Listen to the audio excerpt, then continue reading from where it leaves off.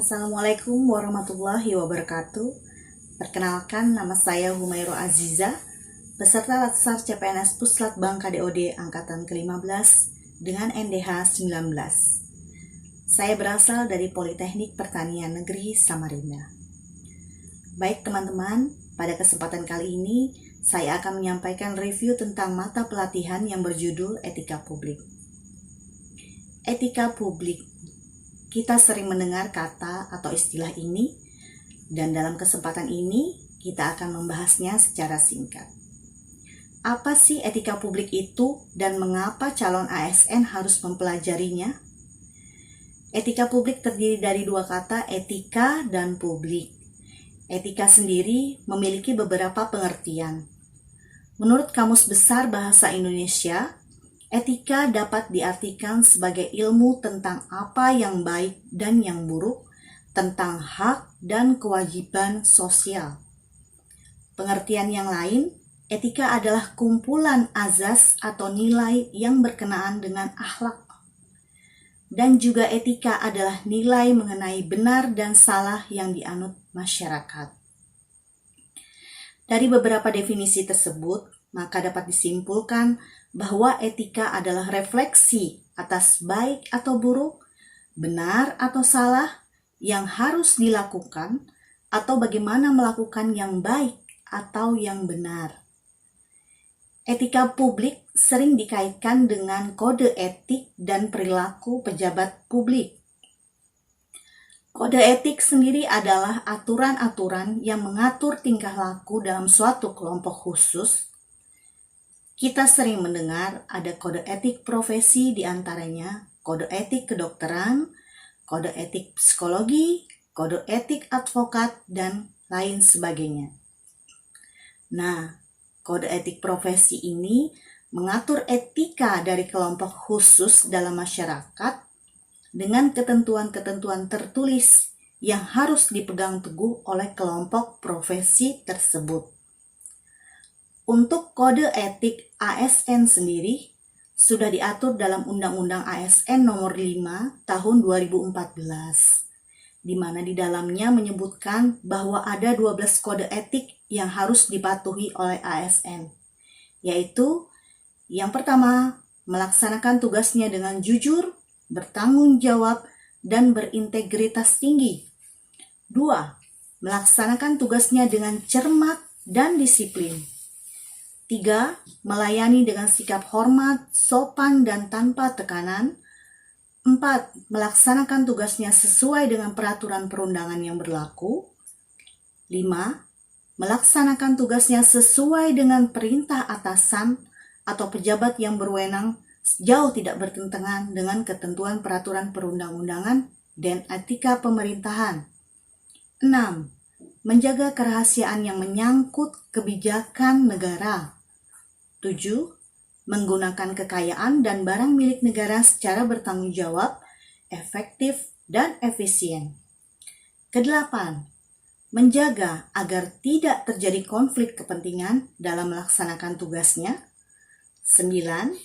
Memberikan informasi secara benar dan tidak menyesatkan kepada pihak lain yang memerlukan informasi terkait kepentingan kedinasan. Ke-10, tidak menyalahgunakan informasi intern negara, tugas, status, kekuasaan, dan jabatannya untuk mendapat atau mencari keuntungan atau manfaat bagi diri sendiri atau untuk orang lain. 11. Memegang teguh nilai dasar ASN dan selalu menjaga reputasi dan integritas ASN. Dan yang terakhir, melaksanakan ketentuan peraturan perundang-undangan mengenai disiplin pegawai ASN. Apa yang terjadi jika kita tidak menerapkan salah satu dari 12 kode etik tersebut? Tentu saja akan mempengaruhi kualitas pelayanan kepada publik. Selain kode etik, ASN juga memiliki nilai-nilai dasar etika publik, yaitu memegang teguh nilai-nilai dalam ideologi negara Pancasila, setia dan mempertahankan Undang-Undang Dasar Negara Kesatuan Republik Indonesia.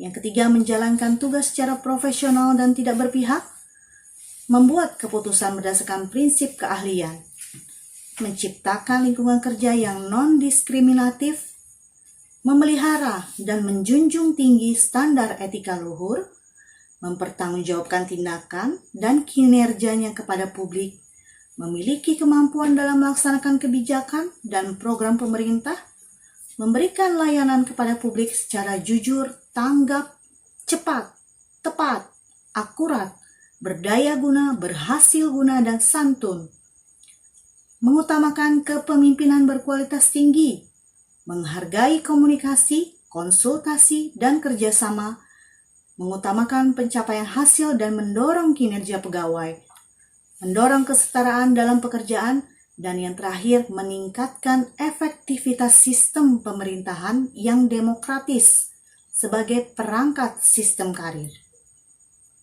Nah teman-teman, jika kode etik ASN tersebut dan nilai-nilai dasar dari etika publik dilaksanakan dengan benar, dengan baik, maka perilaku pejabat publik yang sebelumnya sebagai penguasa akan berubah menjadi pelayan, yang sebelumnya memangku wewenang sekarang menjalankan peranan, dan pada akhirnya akan menyadari bahwa jabatan publik yang selama ini diemban adalah amanah yang harus dipertanggungjawabkan, baik saat di dunia maupun nanti di akhirat. Teman-teman, setelah kita mengetahui dan mempelajari mengenai seluk-beluk etika publik ini, mudah-mudahan kita yang pada akhirnya nanti menjadi ASN yang bertugas menjadi pelayan publik dapat menanamkan nilai dan membentuk sikap dan perilaku patuh pada standar etika publik yang tinggi sesuai norma yang berlaku. Karena standar etika yang dituntut masyarakat kepada seorang ASN biasanya jauh lebih tinggi dibandingkan standar etika kepada masyarakat pada umumnya. Semoga kita semua dapat mengaplikasikannya dalam lingkungan pekerjaan kita nantinya. Demikian tadi pembahasan kita mengenai etika publik. Semoga dapat bermanfaat bagi kita semua. Saya ucapkan terima kasih atas perhatiannya dan jangan lupa saksikan video-video saya selanjutnya. Dan saya akhiri. Assalamualaikum warahmatullahi wabarakatuh.